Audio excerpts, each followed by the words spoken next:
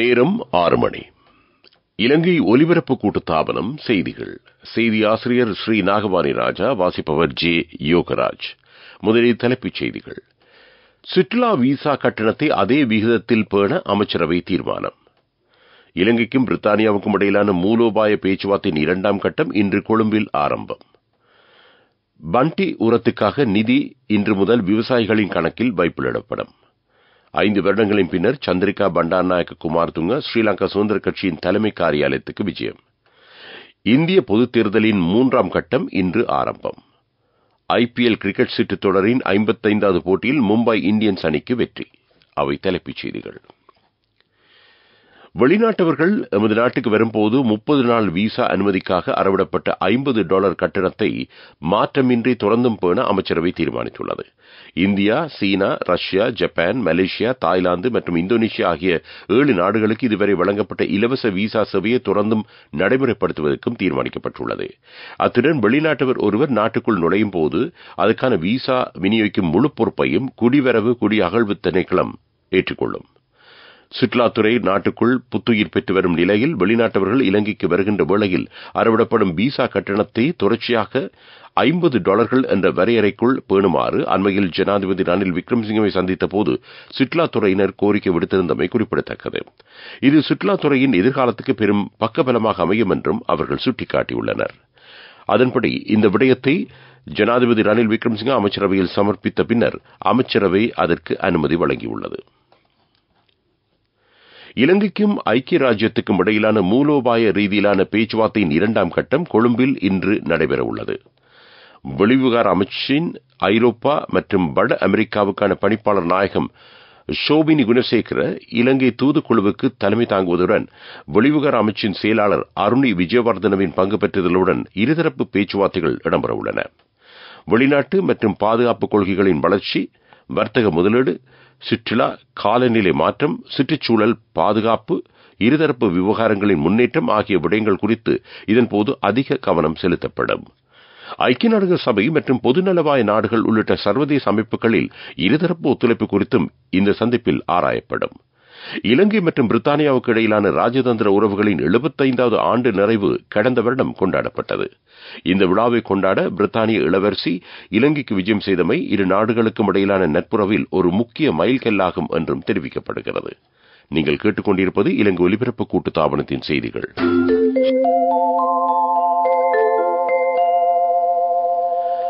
சோமாலிய கடற்றொழிலாளர்களால் கடத்தப்பட்டு தற்போது சீஷெல்ஸ் நாட்டில் தடுத்து வைக்கப்பட்டுள்ள இலங்கை மீனவர்களை மீட்பதற்கான அனைத்து ராஜதந்திர மட்டத்திலான ஏற்பாடுகளும் பூர்த்தியடைந்துள்ளதாகவும் எதிர்வரும் சில நாட்களில் அவர்கள் இலங்கைக்கு அழைத்து வரப்படுவர் என்றும் கடற்றொழில் வள அமைச்சர் டக்ளஸ் தேவானந்தா தெரிவித்தார்.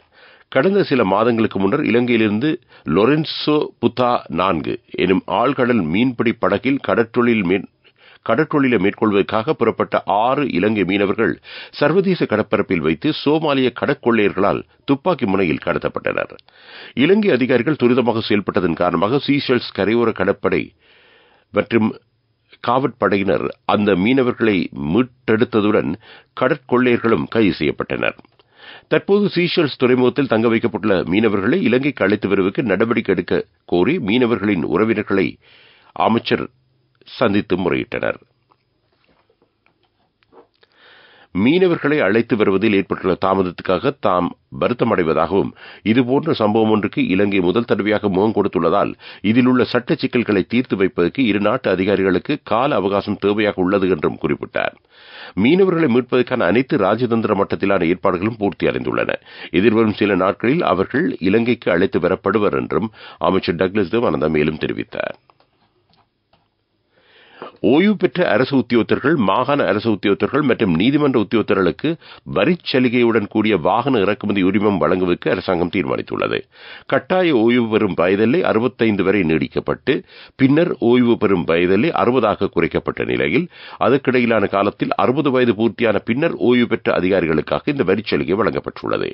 பொது நிர்வாக, உள்நாட்டு அலுவலர்கள், மாகாண சபைகள் மற்றும் உள்ளூராட்சி மன்ற அமைச்சின் செயலாளர் பிரதீப் யசரத்னவினால் வெளியிடப்பட்ட சுற்றறிக்கையில் இந்த விடயம் தெரிவிக்கப்பட்டுள்ளது. இதர தேவைகளை பூர்த்தி செய்யும் உத்தியோகத்தர்களுக்கு வரிச்சலுகைகளுடன் கூடிய வாகன இறக்குமதி உரிமம் வழங்க கடந்த மார்ச் 11ஆம் தேதி நடைபெற்ற அமைச்சரவைக் கூட்டத்தில் தீர்மானிக்கப்பட்டதாக அந்த சுற்றறிக்கையில் குறிப்பிடப்பட்டுள்ளது.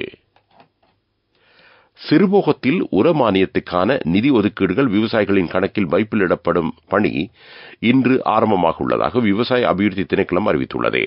பண்டி உரம் எனப்படும் MOP உரத்தை கொள்வனவு செய்வதை இலக்காக கொண்டு இந்த உர மானியம் வழங்கப்படுகிறது. நெல் பயிரிடும் விவசாயிகளுக்கு நிதி ஒதுக்கீடு செய்யப்படும்.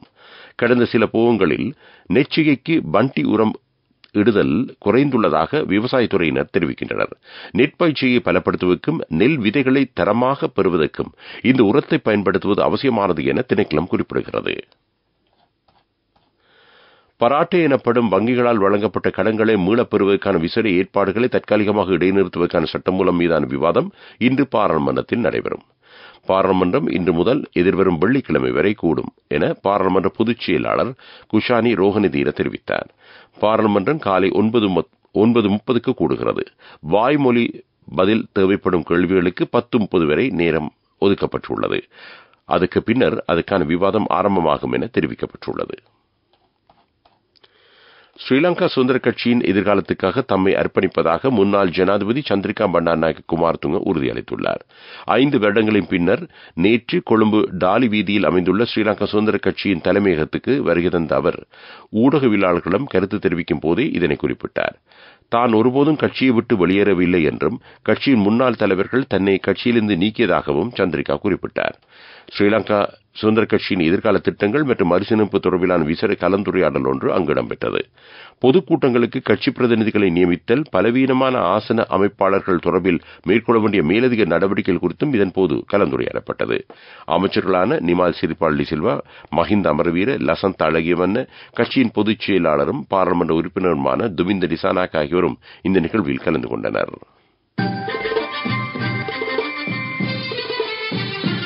பிரதான செய்தி வழங்குவோர் ஒவ்வொரு வீட்டிலும் இருக்க வேண்டிய வீட்டு வைத்தியர் சித்தாலேப. கிராம சேவையாளர் தரம் 3க்கான புதிய ஆட்சேர்ப்பு பட்டியல் உள்நாட்டு அலுவலர்கள் அமைச்சின் உத்தியோகபூர்வ இணையதளத்தில் வெளியிடப்பட்டுள்ளது. 3ஆம் தர கிராம அதிகாரி ஆட்சேர்ப்புக்கான பரீட்சை மற்றும் நேர்முக பரீட்சை முடிவுகளின் அடிப்படையில் காலாண்டு பயிற்சிக்கு தகுதி பெற்ற 1942 விண்ணப்பதாரிகளின் பெயர் பட்டியல் வெளியிடப்பட்டுள்ளதாக தெரிவிக்கப்படுகிறது. உள்நாட்டு அலுவலர்கள் அமைச்சின் உத்தியோகபூர்வ இணையதளமான www.moha.gov.lk இல் பெயர் பட்டியல் வெளியிடப்பட்டுள்ளது. கிராம உத்தியோகத்தர்களுக்கான புதிய நியமன பட்டியலில் உள்ளவர்கள் அனைவரும் எதிர்வரும் 8ஆம் தேதி அலரி மாளிகையில் ஜனாதிபதி ரணில் விக்ரமசிங்க மற்றும் பிரதமர் தினேஷ் குணவர்தன தலைமையில் இந்த நியமன கடிதங்களை பெற்றுக் கொள்வர்.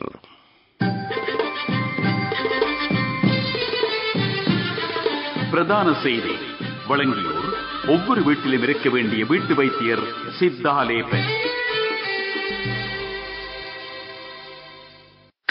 உங்கள் கவனத்திற்கு பலாங்கொட பிரதேசத்தில் கடந்த 3 மாதங்களில் மாரடைப்பு நோயினால் உயிரிழந்தவர்களின் எண்ணிக்கை அதிகரித்திருப்பதாக அதிகாரிகள் தெரிவித்துள்ளனர். கடந்த 3 மாதங்களில் 30 வயதுக்கும் 50 வயதுக்கும் இடைப்பட்டவர்கள் மாரடைப்பு நோயினால் அதிக அளவில் உயிரிழந்துள்ளனர். இது 70% அதிகரிப்பாகும் என்று பலாங்கொட வைத்தியசாலையின் திடீர் மரண விசாரணை அதிகாரி பத்மேந்திர விஜயதிலக தெரிவித்தார். 30 வயதுக்கு மேற்பட்டவர்களுக்கு திடீர் தலைச்சுற்று, நெஞ்சு, வயிற்று பகுதிகளில் ஏற்படும் வலி என்பன தொடருமாயின் உடனடியாக வைத்திய ஆலோசனைகளை பெற்றுக் கொள்வது அவசியமாகும் என்றும் அவர் மேலும் தெரிவித்தார். உலகச் செய்திகள். இஸ்ரேல் காசா பகுதியில் ரஃபா மீது கடும் தாக்குதல் மேற்கொண்டுள்ளது. அந்த நகரத்தில் இருந்து பொதுமக்களை வெளியேறுமாறு இஸ்ரேல் ராணுவம் அறிவித்தல் விடுத்துள்ளது.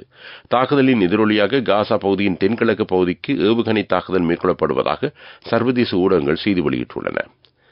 இந்திய பொதுத் தேர்தலின் 3ஆம் கட்டம் இன்று ஆரம்பமாகிறது. இந்த தேர்தல் 7 கட்டங்களாக இடம்பெற உள்ளன. சுமார் 97 கோடி வாக்காளர் வாக்களிக்க உள்ள இந்த தேர்தல் மூலம் 543 வேட்பாளர்கள் தெரிவு செய்யப்பட உள்ளனர். இது உலகின் மிகப்பெரிய தேர்தலாக கருதப்படுகிறது.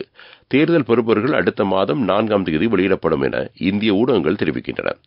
10 லட்சத்துக்கும் மேற்பட்ட வாக்களிப்பு நிலையங்கள் அமைக்கப்பட்டுள்ளதுடன் அந்த நிலையங்களில் வாக்கெடுப்பு பணிகள் மற்றும் பாதுகாப்பு பணிகளுக்காக 1,50,00,000 அதிகமானோர் பணிகளில் ஈடுபட்டுள்ளமை குறிப்பிடத்தக்கது. அபிவிருத்தி செய்திகள். நகர அபிவிருத்தி அதிகார சபையினால் ஆரம்பிக்கப்பட்டுள்ள 11 வேலை திட்டங்களின் பணிகளை நிறைவு செய்யுமாறு நகர அபிவிருத்தி மற்றும் வீடமைப்பு அமைச்சர் பிரசன்ன ரணதுங்க அதிகாரிகளுக்கு அறிவுறுத்தல் வழங்கினார். திரைசேரியின் நிதியை பயன்படுத்தி இந்த திட்டங்கள் செயல்படுத்தப்படுகின்றன. அதன்படி 11 திட்டங்களுக்காக திரைசேரி 1000 மில்லியன் ரூபாயை நகர அபிவிருத்தி அதிகார சபைக்கு ஒதுக்கியுள்ளது. கம்பா பொதுச்சந்தை அபிவிருத்தி, பானதுரை சந்தை மற்றும் பல்நோக்கு கட்டிட அபிவிருத்தி, அவிசாவிளை பொதுச்சந்தை அபிவிருத்தி, நிந்தவூர் கடற்கரை பூங்கா நிர்மாணம், முல்லைத்தீவு பஸ் நிலைய நிர்மாணம், அலவோ பொதுச்சந்தை அபிவிருத்தி, வரக்காப்புல பஸ் நிலைய அபிவிருத்தி, மினுவாங்கொடை பொதுச்சந்தை, உத்தேச ஹொரண பொதுச்சந்தை திட்டம் மற்றும் நிர்மாணம், கேகாலை பஸ் டிப்போவை இடம் மாற்றுதல், அலவோ பாதசாரி பாதை மற்றும் போக்குவரத்து நிறுத்தம் அபிவிருத்தி செய்தல் ஆகிய 11 திட்டங்கள் இவையாகும். விளையாட்டுச் செய்திகள். IPL கிரிக்கெட் சுற்றுத் தொடரின் 55வது போட்டியில் மும்பை இந்தியன்ஸ் அணி 7 விக்கெட்டுகளினால் வெற்றி பெற்றது. வாங்கடே மைதானத்தில் நடைபெற்ற போட்டியில் மும்பை இந்தியன்ஸ் மற்றும் சன்ரைசர்ஸ் ஹைதராபாத் அணிகள் மோதின. முதலில் துடுப்படுத்தாடிய ஐதராபாத் அணி 20 ஓவர்கள் நிறைவில் 8 விக்கெட் இழப்புக்கு 173 ஓட்டங்களை பெற்றது. 174 ஓட்டங்கள் என்ற வெற்றி இலக்கை நோக்கி பதிலுக்கு துடுப்படுத்தாடிய மும்பை இந்தியன்ஸ் அணி 18வது ஓவரில் 3 விக்கெட்டுகளை மட்டுமே இழந்து வெற்றி இலக்கை தாண்டியது. இதேவேளை சுற்றுத் தொடரின் இன்றைய போட்டியில் டெல்லி கேபிட்டல்ஸ் மற்றும் ராஜஸ்தான் ராயல்ஸ் அணிகள் மோத உள்ளன. போட்டி இரவு 7:30க்கு டெல்லி மைதானத்தில் ஆரம்பமாகும். துடிப்பான யூத்திற்கு லைஃபில் சேஞ்சுக்கு சரியாக செட் ஆகும். கண்கள் மூடி கண்ட கனவுகள் நிறைவேற யூத்திற்கு செட் ஆகும் ஃப்ரெண்ட்ஷிப் இதுதானே. NSBI இத்துரு மித்துரு அக்கவுண்ட் ட்ரீம் நிறைவேற சரியான பிளான். வர்த்தக செய்தி அனுசரணை. தேசிய சேமிப்பு வங்கி உங்கள் பணத்திற்கு பாதுகாப்பான இடம். அமெரிக்க டாலருக்கு எதிரான இலங்கை ரூபாவின் பெறுமதி மேலும் சற்று வளர்ச்சி அடைந்துள்ளதாக மத்திய வங்கி அறிவித்துள்ளது. வங்கி வெளியிட்ட நாணய மாற்று வீதங்களின் அடிப்படையில் இது தொடர்பான தகவல் வெளியிடப்பட்டுள்ளது. அதற்கமைய நேற்றைய தினம் அமெரிக்க டாலர் ஒன்றின் கொள்முதல் பெறுமதி 292 ரூபாய் 7 ஆகும். அமெரிக்க டாலர் ஒன்றின் விற்பனை பெறுமதி 302 ரூபாய் 30 பதிவாகியுள்ளது. வர்த்தக செய்தி அனுசரணை. தேசிய சேமிப்பு வங்கி உங்கள் பணத்திற்கு பாதுகாப்பான இடம். துடிப்பான யூத்திற்கு லைஃபில் சேஞ்சுக்கு சரியாக செட் ஆகும். கண்கள் மூடி கண்ட கனவுகள் நிறைவேற யூத்திற்கு செட் ஆகும் ஃப்ரெண்ட்ஷிப் இதுதானே. NSBI இத்துரு மித்துரு அக்கவுண்ட் ட்ரீம் நிறைவேற சரியான பிளான். பொருளாதார செய்திகள்.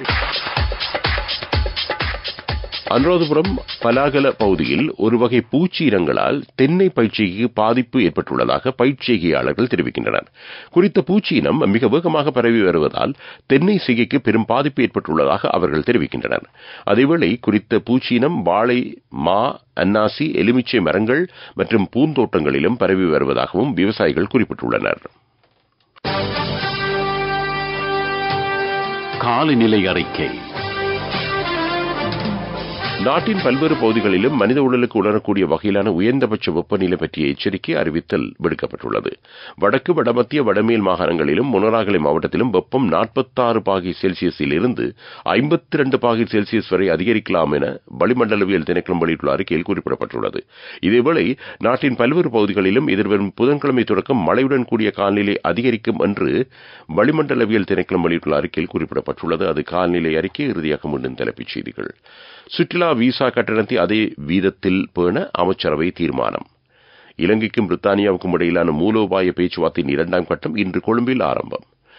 பண்டி உரத்துக்காக நிதி இன்று முதல் விவசாயிகளின் கணக்கில் வைப்பிலிடப்படும். 5 வருடங்களின் பின்னர் சந்திரிகா பண்டாரநாயக்க குமாரதுங்க ஸ்ரீலங்கா சுதந்திர கட்சியின் தலைமையகத்துக்கு விஜயம். இந்திய பொதுத் தேர்தலின் 3ஆம் கட்டம் இன்று ஆரம்பம். IPL கிரிக்கெட் சுற்றுத் தொடரின் 55வது போட்டியில் மும்பை இந்தியன்ஸ் அணிக்கு வெற்றி. இத்துடன் இந்த செய்தி அறிக்கை நிறைவு பெறுகிறது. அடுத்த பிரதான செய்தி அறிக்கை பிற்பகல் 12:45க்கு ஒலிபரப்பாகும்.